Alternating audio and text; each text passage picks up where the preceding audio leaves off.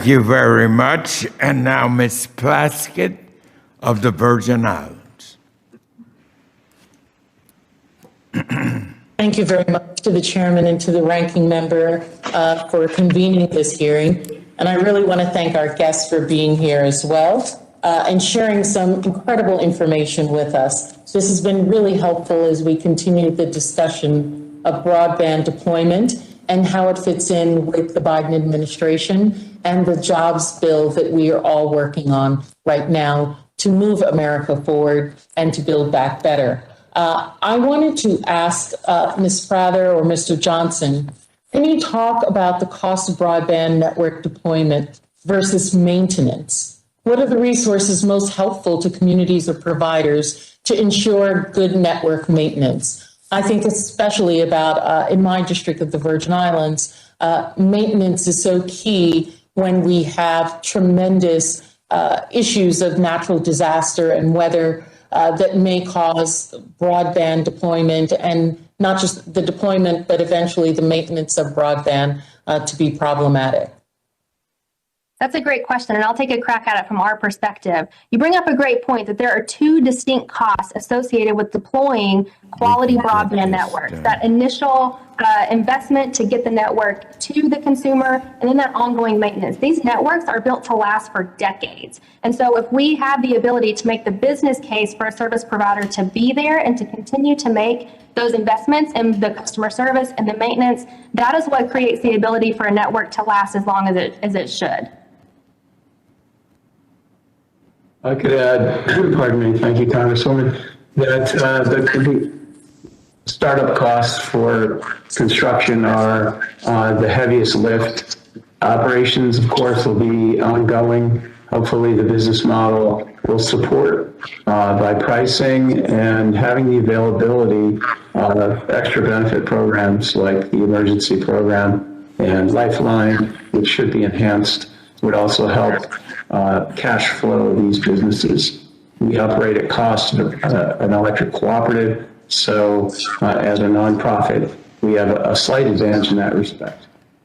Can I ask you, Mr. Johnson, in talking about the startup, I know that this committee has talked quite a bit about how to extend broadband, but when I think about places like the Virgin Islands or my colleague also on the committee, Mr. Sablan, one of the concerns we have is that we really need support in incentivizing companies and others, particularly private sector, to deploy in communities in which payment costs are not going to be as robust. What are some of the mechanisms that we as legislators can put into some of this legislation to incentivize and to support service providers and others to go into areas where it may not be as cost effective or profitable?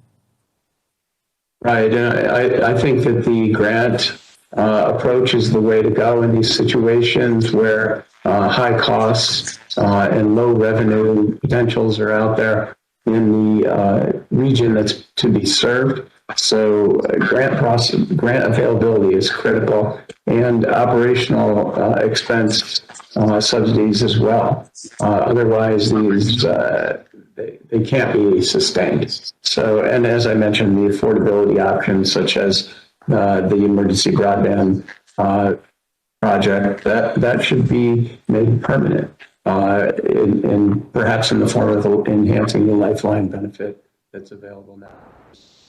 Thank you. One last, another question I had was the relationship between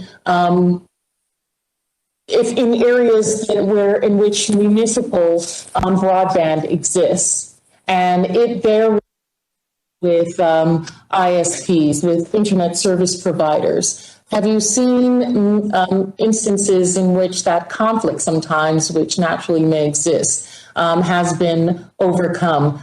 And before answering that question, I just want to reach out to Ms. Robinson with Microsoft. It's been so good to hear your testimony. I'm excited about some of the work that you're doing in Indian country, and hopeful that you could potentially have a conversation with those of us from the territories about how Microsoft can be supportive in areas outside of the mainland. That would just be a fantastic discussion. To have that discussion, and thank you for the question. I will point out that we are working in Puerto Rico. So we are keen to work outside of the mainland in terms of solving this problem, because we realize that it's a national problem and it's not restricted to the mainland. So we'd love to continue the conversation around what more we could do to expand broadband access to the territories. Thank you. Thank you so much, Mr. Chairman.